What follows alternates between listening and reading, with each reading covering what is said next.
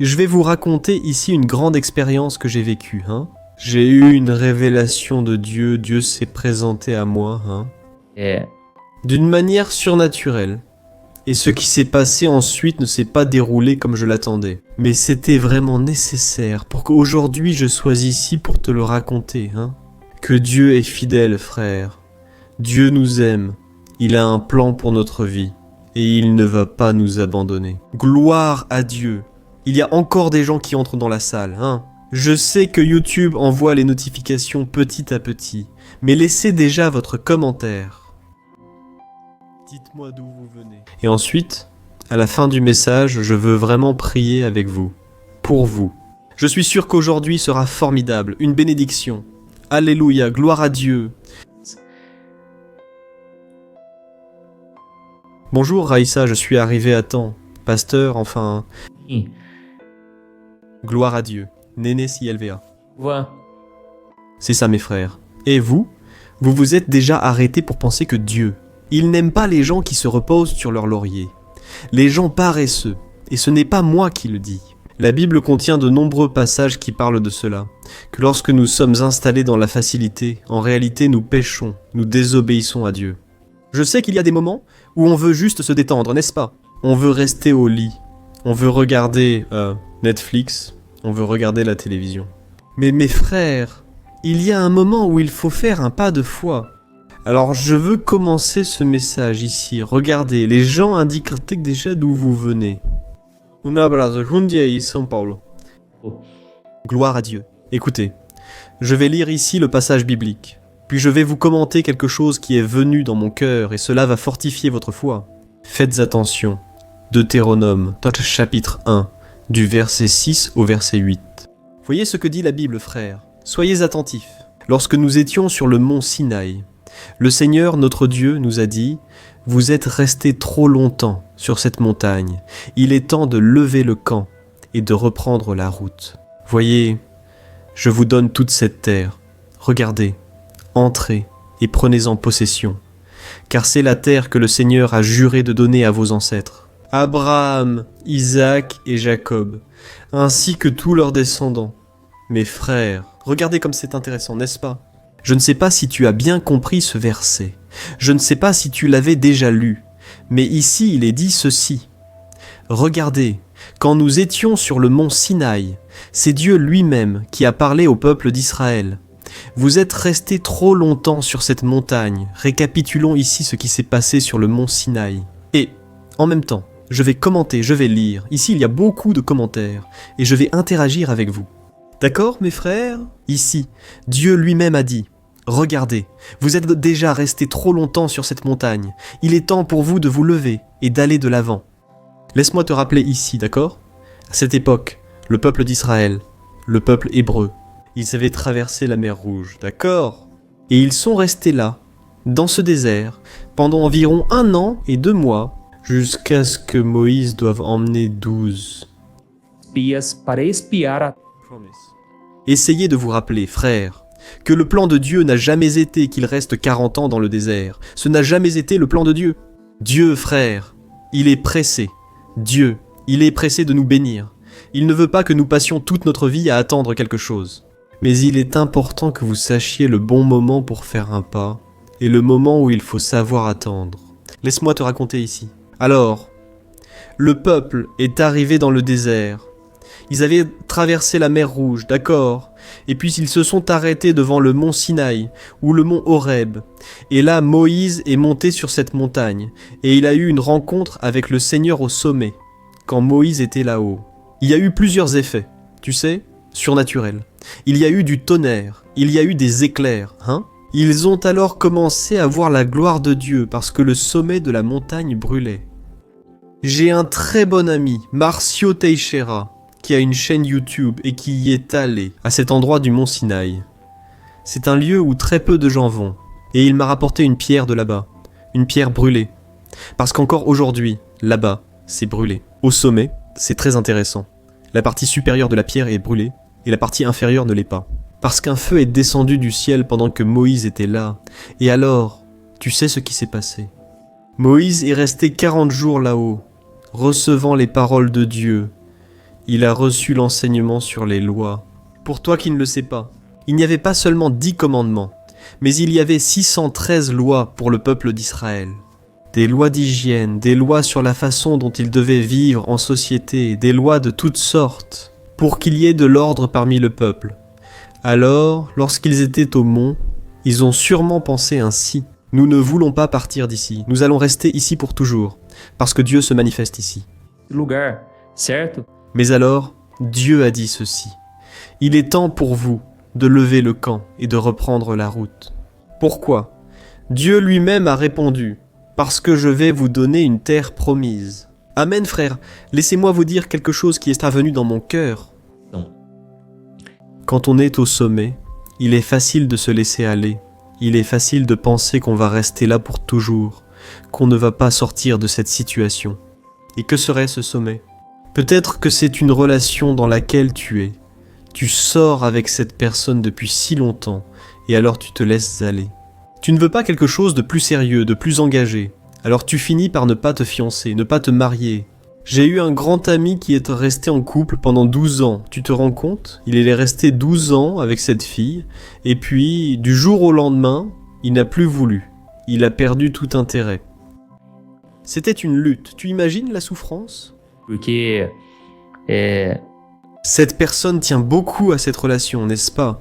La jeune femme a beaucoup souffert, et cela a duré environ 1 an. 1 an et demi. Il a fini par se marier avec une autre femme. Alors, qu'est-ce qui s'est passé dans ce cas ? Ici, ils ont trop prolongé la période de fréquentation. Je dis toujours ça à mes enfants, n'est-ce pas ? À ma fille, à mon fils, une relation amoureuse a un début, un milieu et une fin. Elle ne dure pas toujours, et n'est pas faite pour tuer le temps. Bien sûr, mon fils n'a que 7 ans et ma fille en a 10. On commence déjà à leur apprendre progressivement ce qu'ils vivront à l'adolescence, non ? Parce que peut-être que le petit copain ou la petite copine voudra les influencer, n'est-ce pas ? Des personnes avec qui ils vont étudier à l'école. Et je ne veux pas qu'ils suivent le cours de ce monde. Ils vont namorar, étudier. noivar com propósito e casar com propósito. Alors, très souvent, on reste là. Tu sais combien d'entre nous sont déjà allés à des camps, n'est-ce pas ? De carnaval ?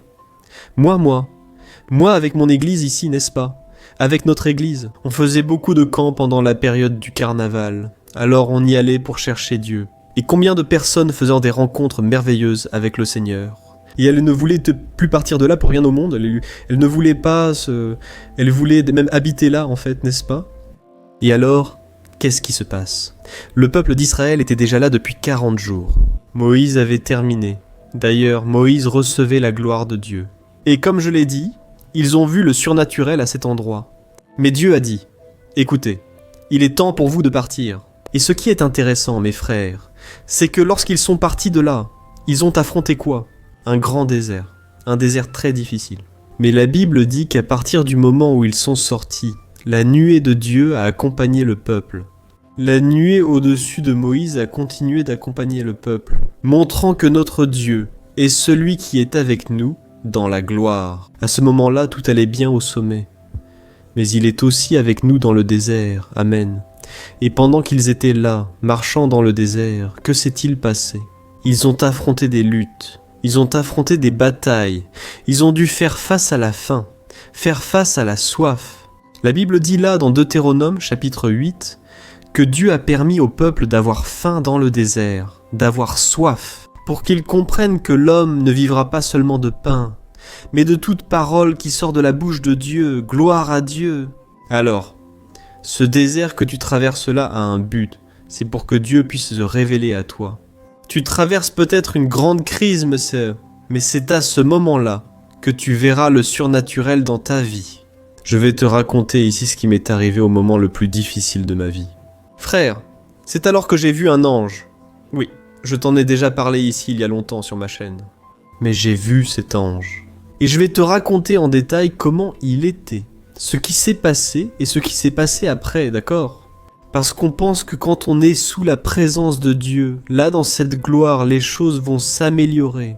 Écoute bien, je vais te raconter ici ce qui s'est vraiment passé, d'accord ? Et alors ? Et Dieu, il a fait sortir le peuple. Bien sûr, n'est-ce pas? Il a fait sortir ce peuple d'Égypte, pas pour rester dans le désert. Le désert, frère, c'est un lieu de passage. Amen. C'est un endroit où vous restez momentanément. Dieu va s'occuper de toi. Il va t'enseigner beaucoup de choses. Il va se révéler à toi. Mais il va te préparer. C'est la raison du désert. Pour que tu puisses conquérir tout ce que Dieu a pour ta vie. Parce que Dieu a dit, regardez, vous allez quitter cette montagne et vous irez vers une terre que je vais vous montrer. Et alors, mon frère, tu sais ce qui s'est passé. Ce peuple a affronté beaucoup d'ennemis, beaucoup de barrières. Parce que, quand ils sont arrivés dans la terre promise, ils se sont rendus compte que dans cette terre, il y avait des villes fortifiées, avec des murs très hauts. Par exemple, la ville de Jéricho avait des murs de plus de 4, 5 mètres. C'était des murs très hauts, et beaucoup d'entre eux, en fait la plupart d'entre eux, ont pensé comme ça. Nous n'allons pas y arriver, nous allons mourir dans ce désert. Regarde comme Dieu est mauvais, Dieu nous déteste. Et en fait, ce n'était rien de tout cela. Frère, Dieu voulait qu'ils croient que celui qui donnerait la victoire, c'est le Seigneur, ce n'est pas la force de leurs bras, frère. Au fil des années, j'ai transmis des messages et des enseignements de la Bible. Et l'une des choses que je remarque le plus chez les gens, c'est qu'ils ne savent pas dépendre de Dieu. Elles veulent tout résoudre seules. C'est pourquoi elles désespèrent. Elles sont toujours malheureuses, toujours déprimées, parce que l'ennemi semble être bien plus grand qu'elles. Et il l'est vraiment. Mais celui qui remporte la bataille pour nous, c'est Dieu, frère. La bataille appartient au Seigneur. Amen. Et alors, quand ils sont arrivés là, face à ces murailles, nous voyons qu'une femme appelée Rahab était une prostituée. Elle a demandé la protection pour elle et pour sa maison. Et elle a dit ceci aux espions qui étaient revenus inspecter cette terre. Elle leur a dit ceci. Écoutez, nous voulons vous dire que nous avons très peur de vous, car nous avons entendu tout ce que Dieu a fait à travers vous, notamment avec le Pharaon en Égypte. Nous sommes donc morts de peur, mes frères. C'est intéressant, n'est-ce pas? Qu'on pense que l'ennemi est beaucoup plus fort que nous.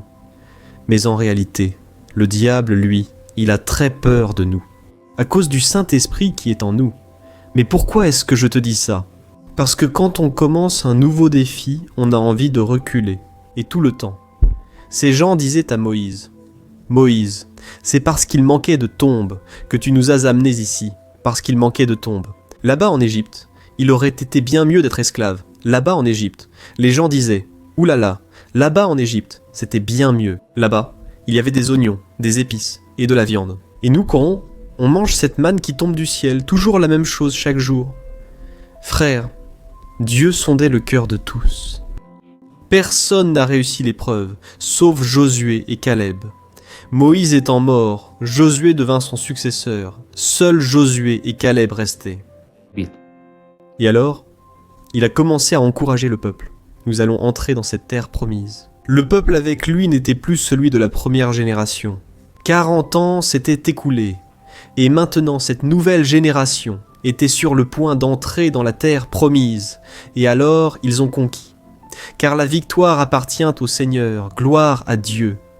Je vois ici plusieurs commentaires. Je veux remercier Tayonara, qui a fait une contribution ici. Ma sœur, que Dieu te bénisse beaucoup. Gloire à Dieu. Marlène, portugaise au Canada, merci pasteur pour votre chaîne. Alléluia, frère. Alors, le message, pour ceux qui viennent d'arriver ici, le message concerne les montagnes, n'est-ce pas? On veut rester sur la montagne, au sommet. Parce que les gens, eux, ne voulaient pas s'éloigner de la montagne. Le Sinaï était l'endroit où Dieu se manifestait, mais en réalité, Dieu nous a appelés à la guerre, à affronter les déserts de la vie, à relever les défis. Et tu sais ce qui s'est passé? On observe un phénomène similaire lorsque Jésus était sur terre avec les disciples. Un jour, Jésus a appelé Pierre, Jacques et Jean, qui étaient les 3 plus proches de lui, les plus intimes. Et Jésus les a appelés pour monter sur la montagne. Quand ils sont arrivés sur la montagne, Moïse s'est présenté devant Jésus, avec le prophète Élie. Intéressant, n'est-ce pas? Parce que Moïse représentait la loi et Élie représentait les prophètes. Ils ont donc partagé un moment de communion avec Jésus. C'était un moment là. Ce qui, selon moi, a aidé Jésus à gagner la force nécessaire pour la suite.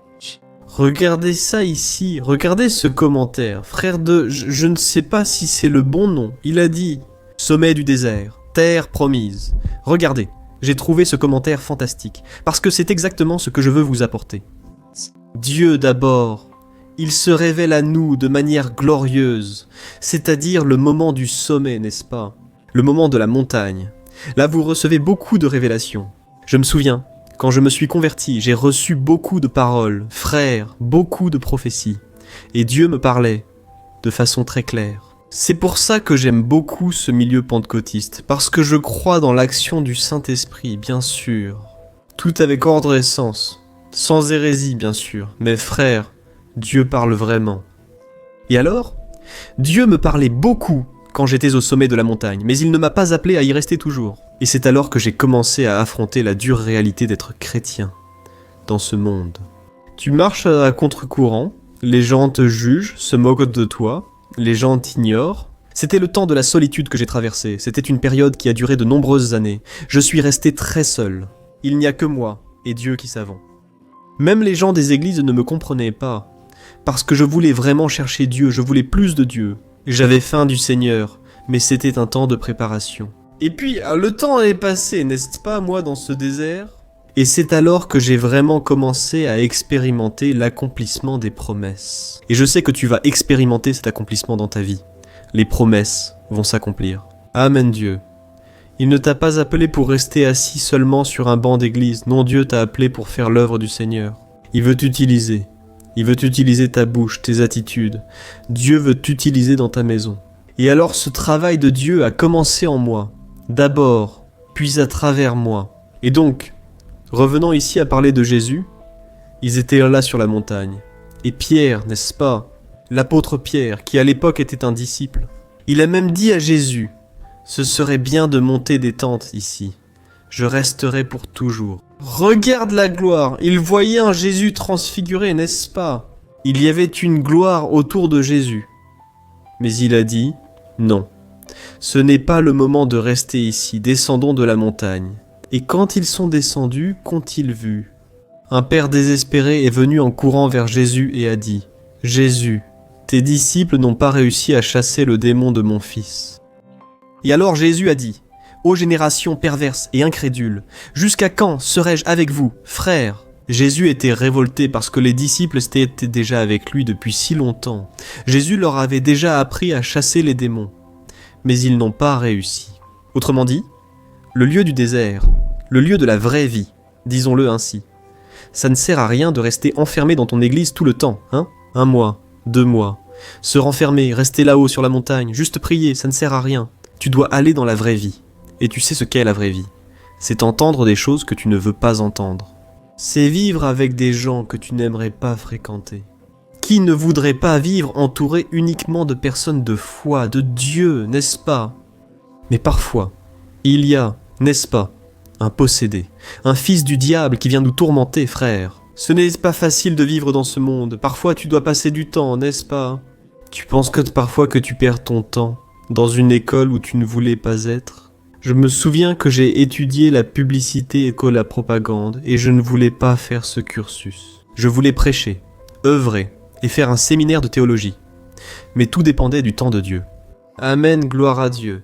Je vais m'arrêter ici un instant pour partager une autre partie de l'histoire avec mon témoignage. Mais d'abord, je tiens à remercier ici, regarde, du fond du cœur Dieu, et à Washington, Tom Alve, qui a également fait une contribution.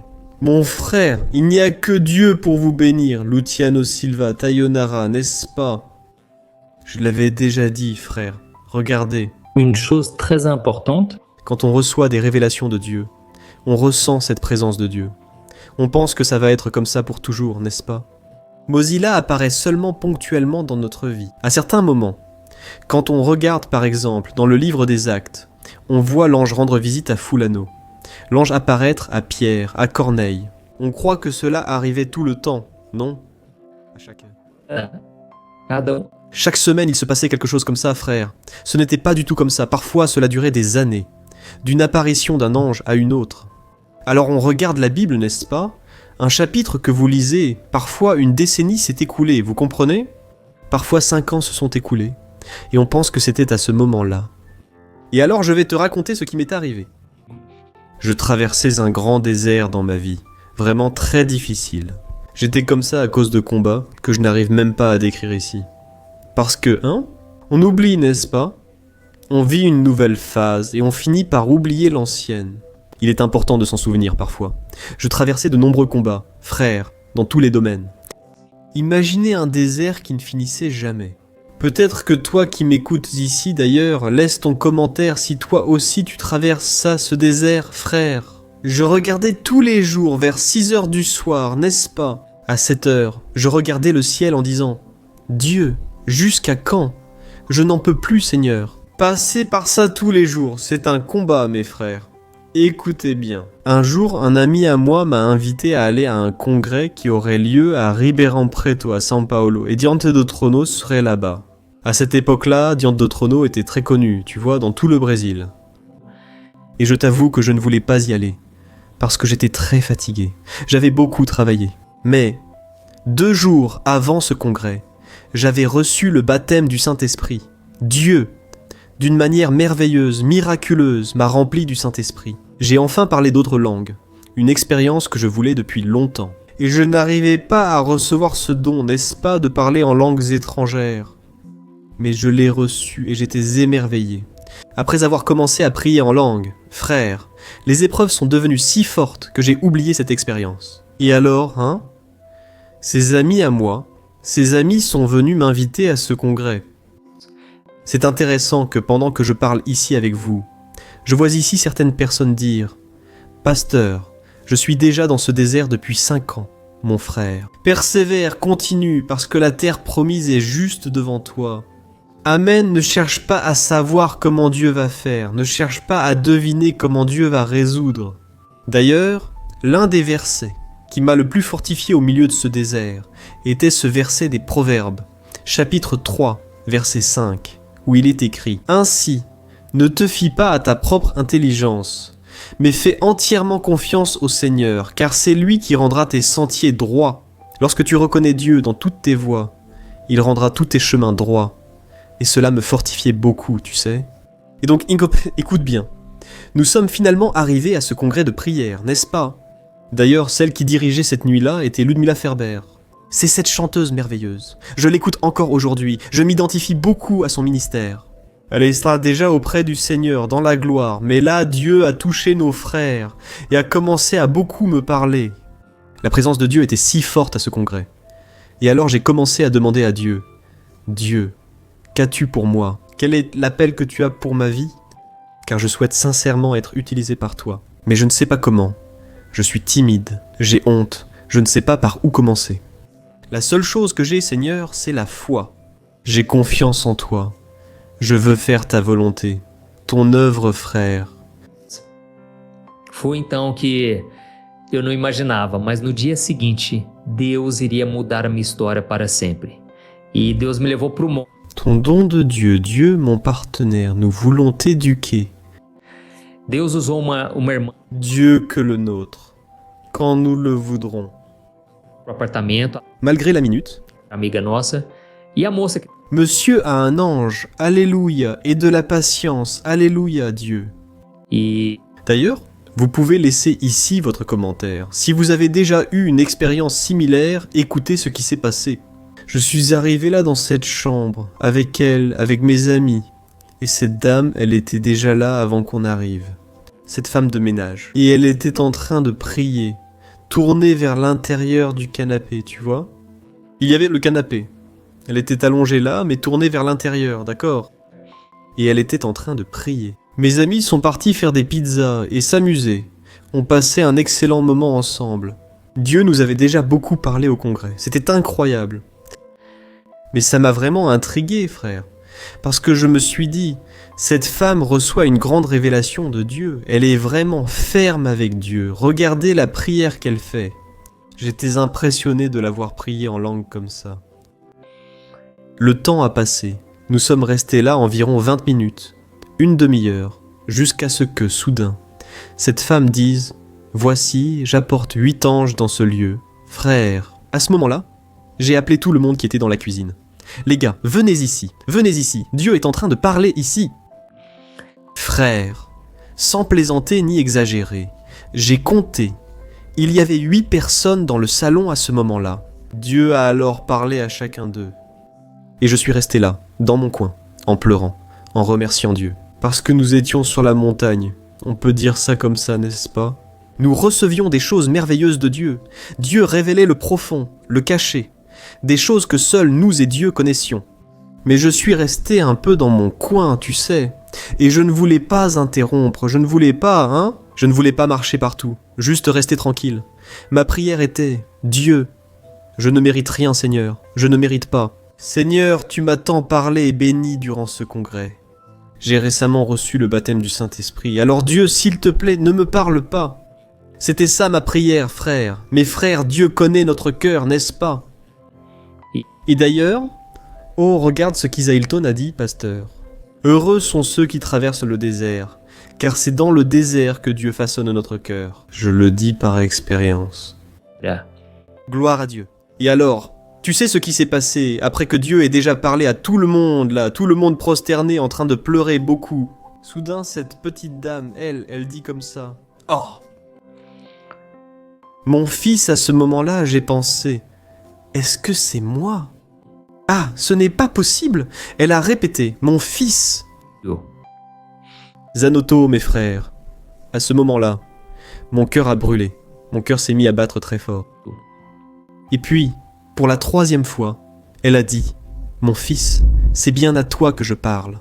Oh là là, mes frères !» À ce moment-là, je ne faisais que pleurer, et je n'arrêtais pas de prier en langue, parce que Dieu me parlait là. Il m'avait tant parlé, mes frères, à ce congrès si souvent dans ma vie. Et alors, savez-vous ce qui s'est passé? Tio, Dieu a commencé à me parler directement, et Dieu a dit comme ça « Mon fils, je t'ai appelé des ténèbres.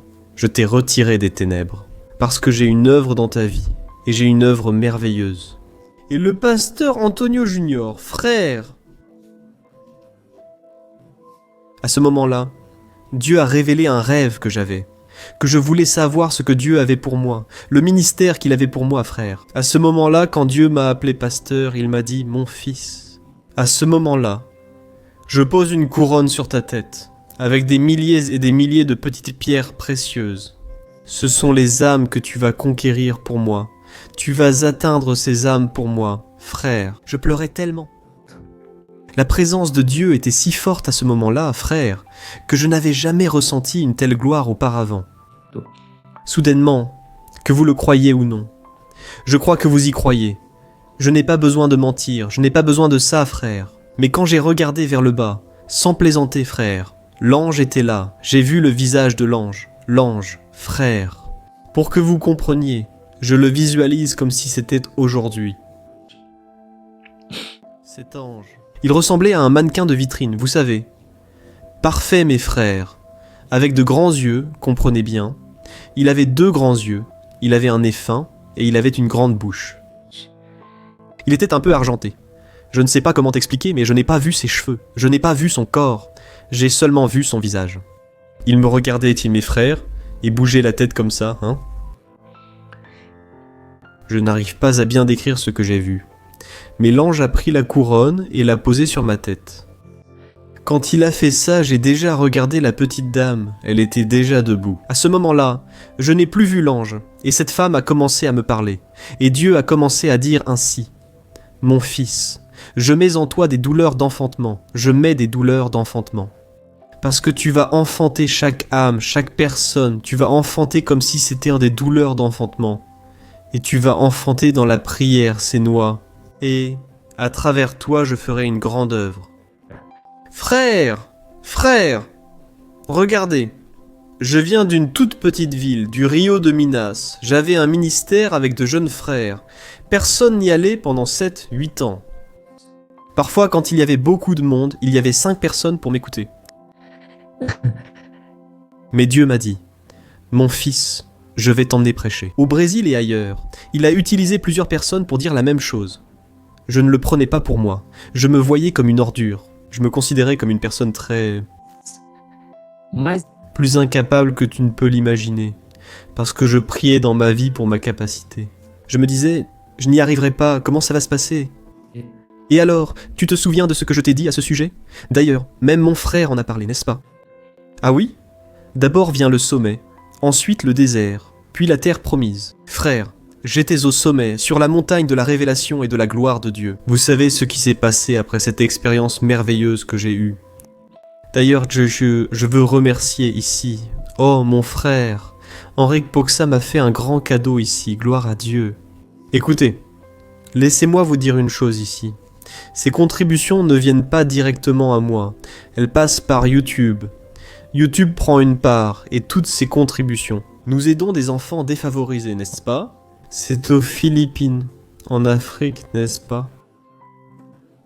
Au Niger, deuxième pays le plus pauvre du monde. Grâce à Dieu, nous avons réussi, avec votre aide, à aider tous ces enfants. Il y a des enfants ici dans l'intérieur de São Paulo, dans l'intérieur de Minas. Ce sont des endroits où je suis allé, que j'ai déjà vus. J'ai vu l'œuvre de Dieu. Alors, je veux remercier du fond du cœur chacun d'entre vous qui avez soutenu. Mais revenons ici au témoignage. Quand je suis sorti de ce nuage de gloire, mes frères, je pensais comme ça. Qu'est-ce qui va se passer? Comment ça va être? Comment vais-je atteindre ces personnes? Je ne sais pas par où commencer ni quoi faire, mais je sais qu'au bon moment, je rencontre des personnes. Je veux juste parler de l'amour et de la fidélité de Dieu, de tout ce qu'il m'a apporté. C'était la seule chose que je savais faire, mais je ne savais même pas par où commencer. Et alors, qu'est-ce qui s'est passé? Seu? J'ai traversé un désert inédit pour moi. 1 an avait passé depuis cette expérience avec l'ange. Frère, ça a été la pire année de ma vie. Écoute ce que je te dis. La pire aux yeux des hommes, n'est-ce pas? Mais aux yeux de Dieu, tout était parfait. Mes frères, ça a été l'année où l'ennemi a essayé de me faire oublier cette expérience. Ça a été l'année où j'ai affronté beaucoup de persécutions de la part de personnes proches de moi. C'était une année où je n'avais pas la force de travailler. Je n'avais envie de rien faire. Frère, je ne voulais ni étudier ni travailler. Je voulais juste accomplir l'œuvre de Dieu, faire quelque chose. Je voulais parler de Dieu à quelqu'un, à une personne, n'importe qui, peu importe qui je rencontrais dans la rue. Frère, j'ai beaucoup souffert. C'était une année où je priais dans ma voiture. Je priais sans que personne ne le sache, mais c'était une prière désespérée. Dieu, s'il te plaît, aide-moi. Viens à mon secours. Qu'est-ce que je dois faire? Je ne veux pas gâcher tes plans, je ne veux pas que ça tourne mal. Seigneur, aide-moi. Apprends-moi alors. Comment puis-je accomplir l'œuvre de Dieu? Et c'est une longue histoire, n'est-ce pas? Je peux raconter petit à petit. Mais un jour, j'ai dû l'annoncer à ma famille, alors que personne ne le savait. Personne n'était évangélique. J'étais le seul évangélique, le seul chrétien, j'étais le seul à m'être converti.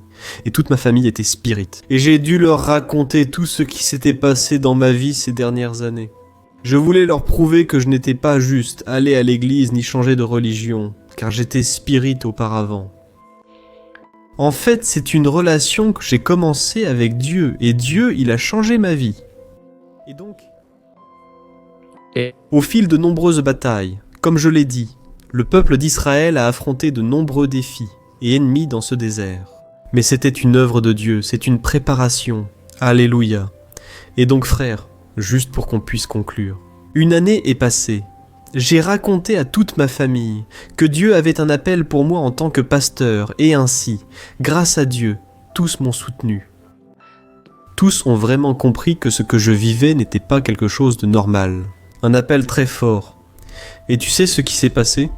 Je suis allé faire un séminaire de théologie. Je pourrais raconter tout ça en détail, n'est-ce pas? On va même devoir diviser ça en plusieurs vidéos. Je veux savoir avec vous maintenant, si vous voulez que je fasse des messages comme ça en format live tous les jours, dites-le en commentaire. Parce que je veux savoir si vous aimez ce format ou pas. Qu'est-ce qui peut être amélioré?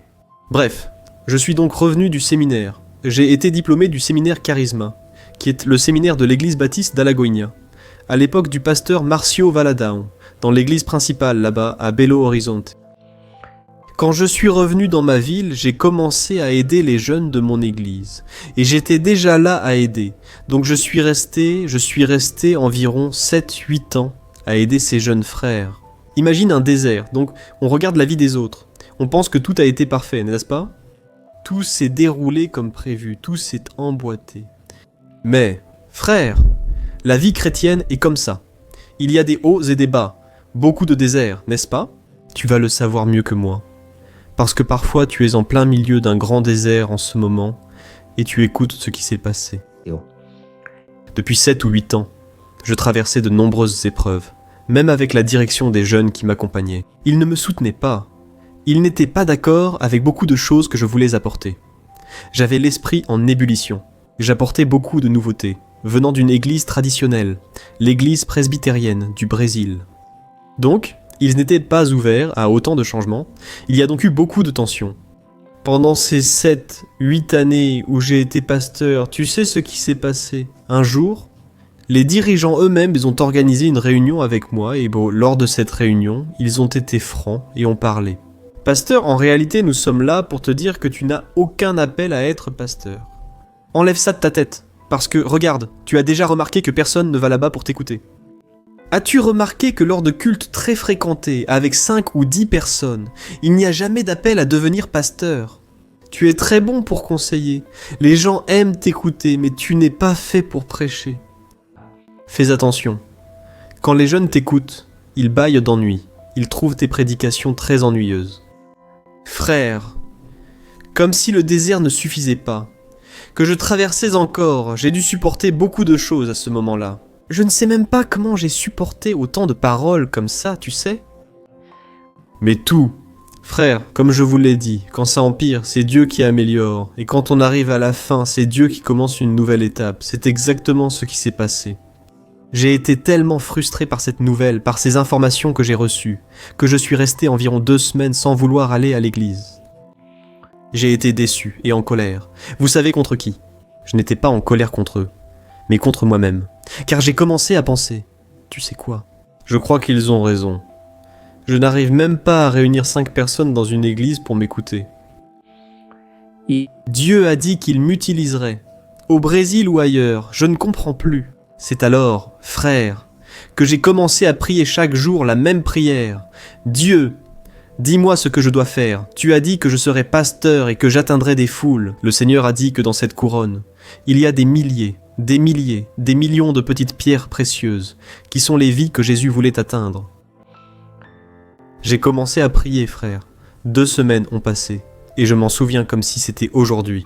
J'étais en train de me brosser les dents pour aller à l'école du dimanche, pour aller au culte du matin. Dimanche. Le matin, j'ai entendu une voix « Alléluia ». C'était la voix d'une personne, frère, la personne du Saint-Esprit. Amen. Le Saint-Esprit m'a parlé d'une manière très claire, très nette. Je vais te raconter exactement, sans exagérer ni diminuer. Il m'a demandé « Alors, les gens ne veulent pas t'écouter là-bas dans ton église? Alors, crée une page Facebook et je vais commencer à t'utiliser à partir de Facebook.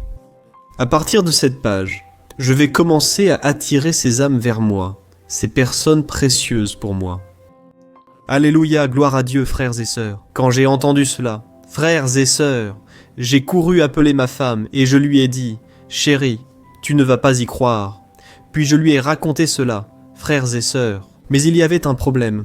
Je ne savais pas comment créer une page Facebook. Mais j'ai obéi à la voix du Saint-Esprit. Cette petite voix qui est venue en moi. Et donc, j'ai créé cette page sur Facebook et j'ai transformé les amis que j'avais. D'ailleurs, c'est Washington, en parlant, pasteur. Votre témoignage avec les jeunes est vraiment magnifique. Frère, je l'ai déjà raconté ici, peut-être que certains d'entre vous l'ont déjà entendu. Mais c'est très bon de se rappeler ce que Dieu fait, n'est-ce pas? Et alors, tu sais ce qui s'est passé? J'ai mis la première publication, la deuxième, la troisième, et personne n'aimait, personne ne commentait. J'ai transformé mes amis en likes, en abonnés, tu comprends? Tu peux faire ça sur Facebook. Je ne sais pas aujourd'hui, mais j'ai fait ça en 2013. Quand? Ça fait assez longtemps. Et j'ai mis ces premières publications. Frère, personne n'aimait. Personne ne commentait. J'ai entendu. Frère, on aurait dit que c'était l'ennemi. Tu vois? On aurait dit, je ne suis pas sûr, c'était comme s'il disait ça. Tu vas avoir honte. Tu vas avoir honte.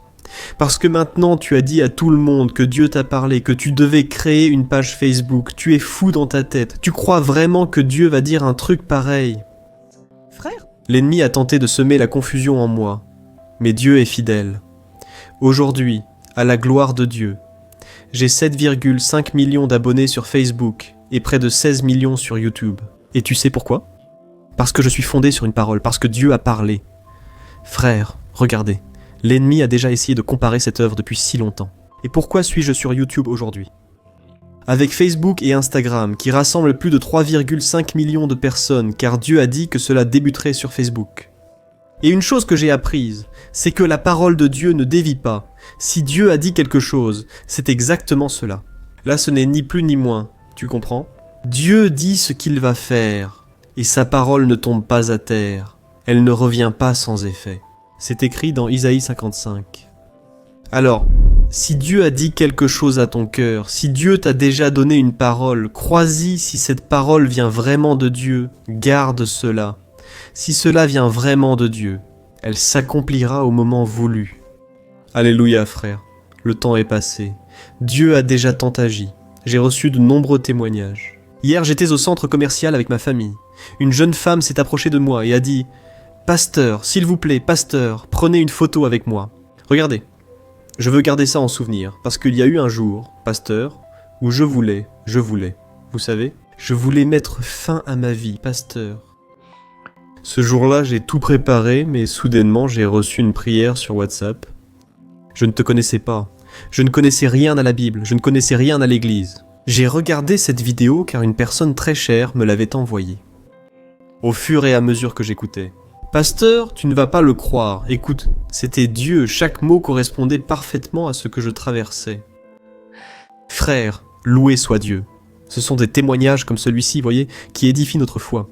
Je l'ai remerciée d'avoir partagé ce témoignage. Elle était avec son mari.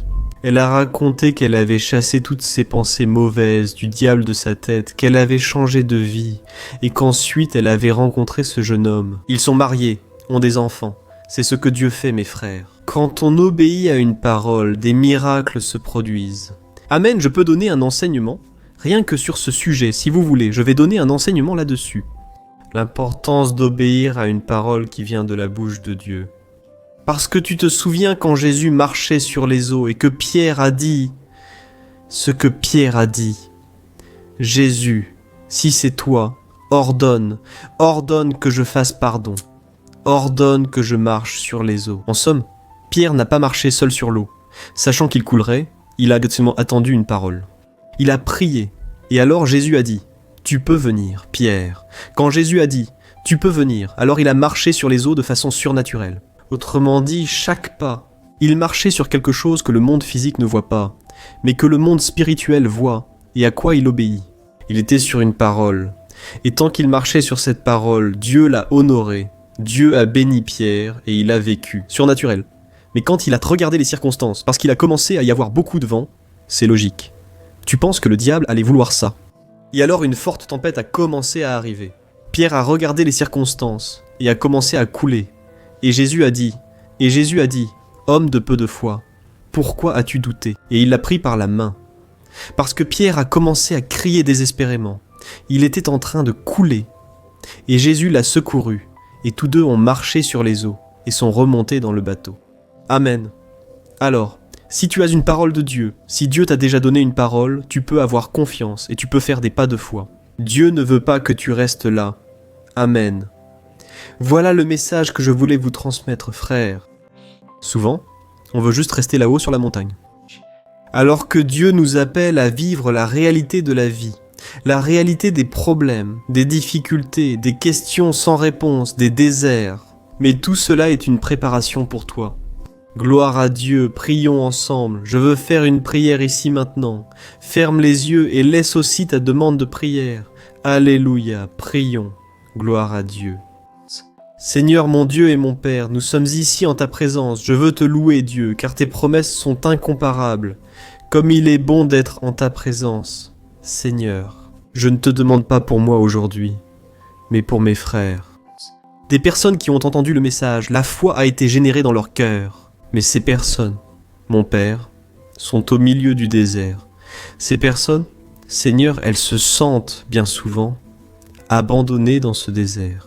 Parce que ton silence, Père, est très douloureux. C'est très dur, Père, de ne pas savoir quoi faire et de prier sans réponse. Mais Dieu, Avec les yeux de la foi, nous croyons maintenant que vous intercédez pour nous. Je te demande, Dieu, comme tu as changé ma vie et mon histoire, de changer aussi celle de mes frères, Seigneur. Mon Père, qu'ils puissent en sentir ta présence maintenant, qu'ils puissent sentir la nuée de gloire les conduire.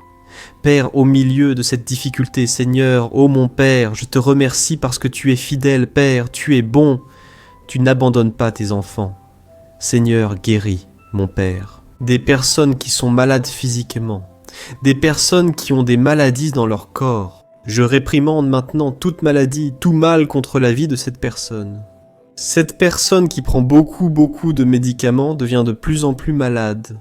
Seigneur, au nom de Jésus, libère cette femme, libère cet homme, Seigneur Dieu, qu'il soit totalement libéré, qu'il puisse témoigner, pour que tout le monde entende que le Seigneur est bon et que ta miséricorde dure à jamais. Le Seigneur est fidèle. Alléluia, Père. Des problèmes financiers. Combien de demandes ici, mon Père, dans le domaine des finances. Seigneur, aie pitié, mon Père. Certaines personnes traversent tant d'épreuves. Donne-nous la sagesse, Dieu, et ne nous laisse pas nous décourager face à ce fort sentiment d'échec, Père. Il y a beaucoup de gens qui veulent tout abandonner, Père. Mais au nom de Jésus, Père, enlève ces pensées négatives, Père, de ce fils, de cette fille. Père, au nom de Jésus, Père. Que le Seigneur nous remplisse de foi, d'espérance, que la parole du Seigneur, Père, puisse nous encourager chaque jour, qu'elle soit notre soutien, notre nourriture. Père, nous sommes ici en déclarant que nous ne vivrons pas seulement de pain, mais de toute parole qui sort de ta bouche. Au nom de Jésus, Père, étends tes mains. Fais le miracle, Père, dans la vie de tes enfants, et change notre histoire. Père, que nous puissions croire que tu es aux commandes, que tu n'as pas perdu le contrôle de notre vie, mais que tu continues à œuvrer en notre faveur. Au nom de Jésus, c'est ainsi que je prie et que je remercie. Amen, gloire à Dieu, alléluia, frère, comme Dieu lui-même l'a dit là-bas dans Deutéronome chapitre 8. L'homme ne vivra pas seulement de pain, mais de toute parole qui sort de sa bouche. Alors ces paroles qui sont sorties de la bouche de Dieu pour ta vie. Prends possession, crois, garde ta bénédiction, ne laisse personne te voler ta couronne. Dieu t'accorde la victoire, ne renonce pas, n'abandonne pas. Car la seule chose que Dieu ne peut pas faire, c'est quand tu ne veux plus, quand tu as abandonné. Ne fais pas ça. L'apôtre Paul dit « Nous ne sommes pas de ceux qui reculent. » Car celui qui recule, Dieu ne prend pas plaisir dans l'âme de cette personne. Nous devons être courageux, frères, forts et courageux, car Dieu est sur le point de nous donner des terres promises, des choses merveilleuses que nous n'avons jamais vues. Mais Dieu va le faire, et nous en parlons ici. Imaginez l'éternité, frères, ça en vaut la peine. Continuez à faire le bien, continuez à faire l'œuvre du Seigneur, et Dieu va achever cette œuvre dans votre vie. Amen, gloire à Dieu, alléluia. Alors je veux remercier vous tous, amen. Et je vais déjà conclure ici, mais je veux vraiment que Dieu te bénisse, toi qui es arrivé ici.